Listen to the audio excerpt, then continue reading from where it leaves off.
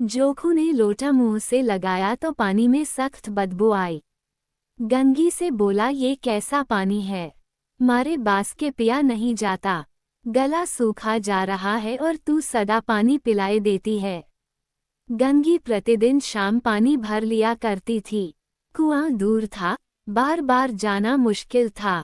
कल वह पानी लाई तो उसमें बू बिल्कुल न थी, आज पानी में बदबू कैसी।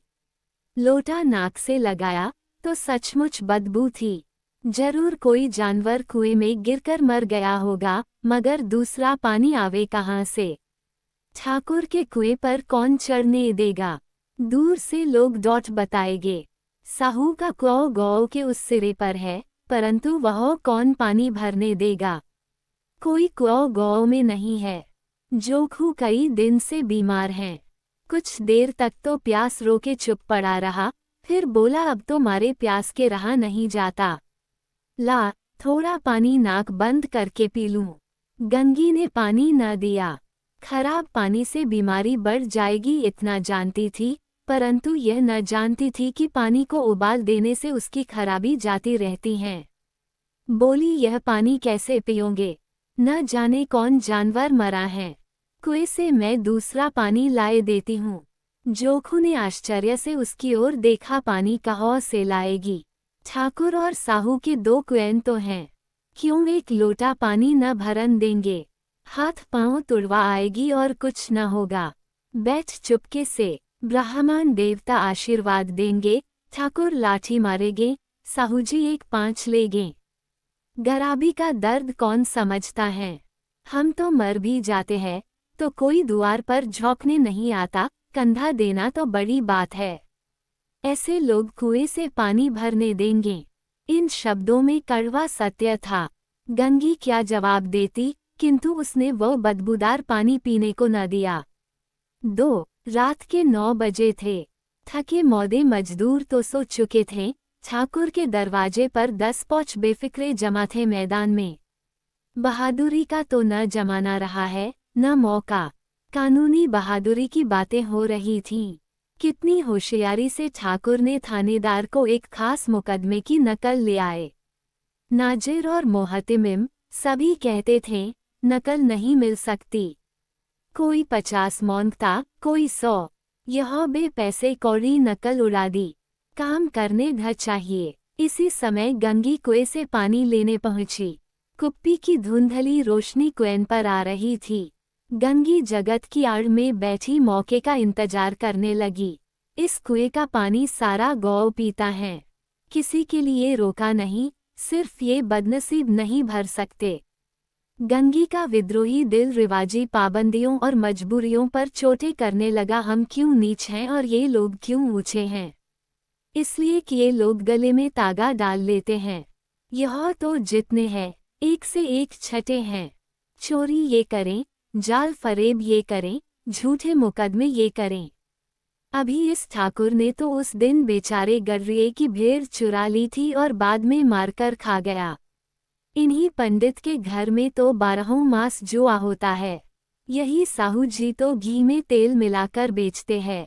काम करा लेते हैं, मजूरी देते नानी मरती है।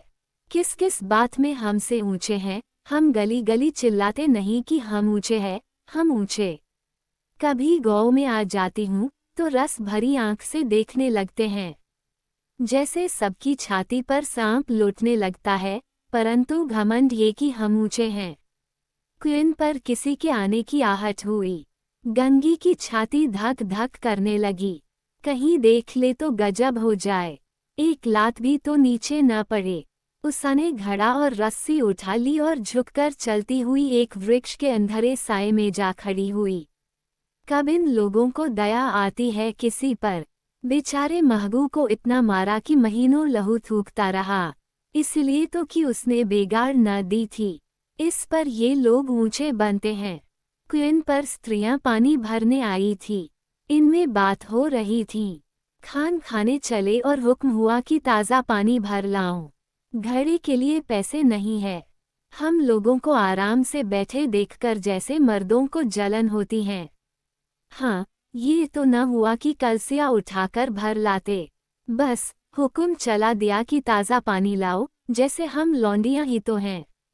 लौंडिना नहीं तो और क्या हो तुम, रोटी कपड़ा नहीं पाती, 10-5 रुपये भी छीन झपट कर ले ही लेती हो, और लौडियों कैसी होती हैं।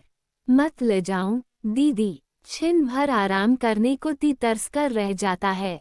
इतना काम किसी दूसरे के घर कर देती तो इससे कहीं आराम से रहती।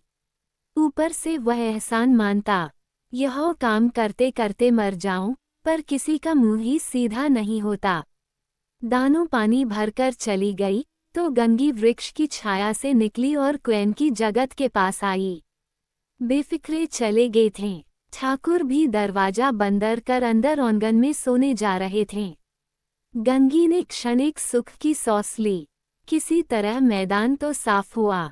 अमृत चुरा लाने के लिए जो राजकुमार किसी जमाने में गया था, वह भी शायद इतनी सावधानी के साथ और समझ बूझकर न गया हो। गंगी दबे पांव क्वेन की जगत पर चढ़ी। विजय का ऐसा अनुभव उसे पहले कभी न हुआ। उसने रस्सी का फंदा घड़े में डाला। दाएं बाएं चौकनी दृष्टि से देखा, जैसे कोई सिपाही रात को शत्रु के किले में सुराख कर रहा हो। अगर इस समय वो पकड़ ली गई तो फिर उसके लिए माफी या रियायत की रत्ती भर उम्मीद नहीं। अंत में देवताओं को याद करके उसने कलेजा मजबूत किया और घड़ा क्वेन में डाल दिया। घड़े ने पानी में गोता लगाया, बहुत ही आहिस्ता, जरा सी आवाज न हुई। गंगी ने 2-4 हाथ जल्दी जल्दी मारे। घड़ा क्वेन के मुंह तक आ पहुंचा। कोई बड़ा शहजोर पहलवान भी इतनी तेजी से न खींच सकता था। गंगी झुकी कि घड़े को पकड़कर जगत पर रखे कि एकाएक ठाकुर साहब का दरवाजा खुल गया।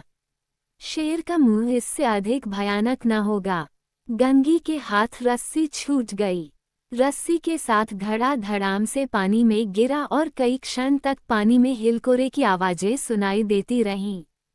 ठाकुर कौन है, कौन है, पुकारते हुए क्वेन की तरफ जा रहे थे और गंगी जगत से कूदकर भागी जा रही थी। घर पहुंचकर देखा कि लोटा मुंह से लगाए वही मैला गंदा पानी रहा है।